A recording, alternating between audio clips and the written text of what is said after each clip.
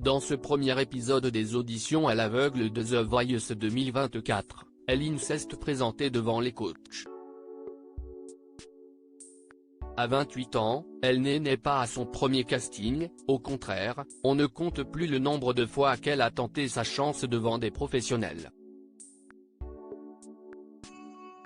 L'année dernière, la saison 2023 de The Voice s'est terminée avec la victoire d'Aurélien Vivos. Un an plus tard, la 13e édition du télécrochet est lancée sur TF1 ce samedi 10 février. Et cette année le niveau est particulièrement élevé, ce qui n'aidera pas les coachs à faire leur choix.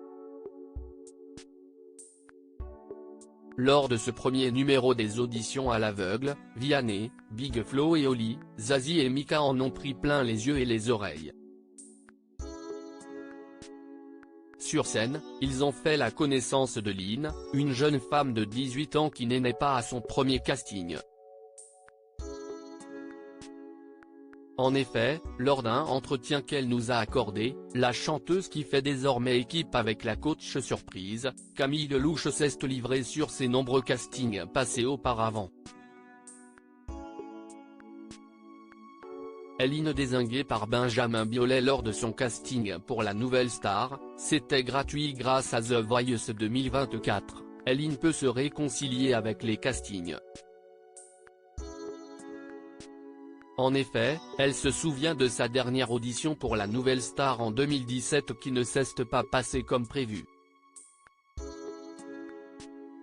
À cette époque-là, le jury était composé de Benjamin Biolay, Cœur de pirate, Dany Sainté et Nathalie Noénec et ces derniers n'ont pas été très tendres avec elle.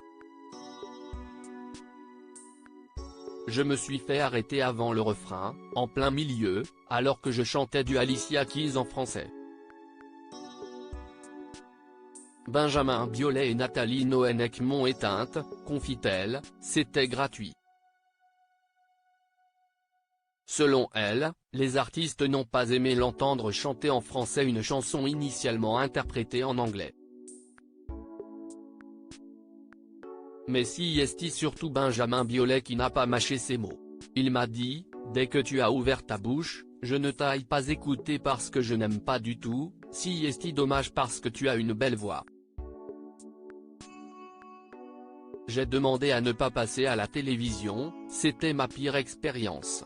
Un moment particulièrement traumatisant pour Elyne qui ne cherchait qu'à séduire le jury pour réaliser son rêve. Benjamin Biolay m'a terminé et Nathalie Noénec m'a dit que j'étais trop dans la retenue, mais je ne suis même pas allé jusqu'au refrain. Elle m'a dit de continuer de chanter en famille. Pour moi, c'était de la méchanceté gratuite, explique la candidate qui est ressortie avec rien de constructif, ça m'a fendu le cœur. Une fois seule, la jeune femme s'est effondrée après s'être longtemps contenue. J'ai oublié qu'une caméra me filmait. Je ne pouvais pas parler tellement que je sanglotais. J'ai demandé à ne pas passer à la télévision.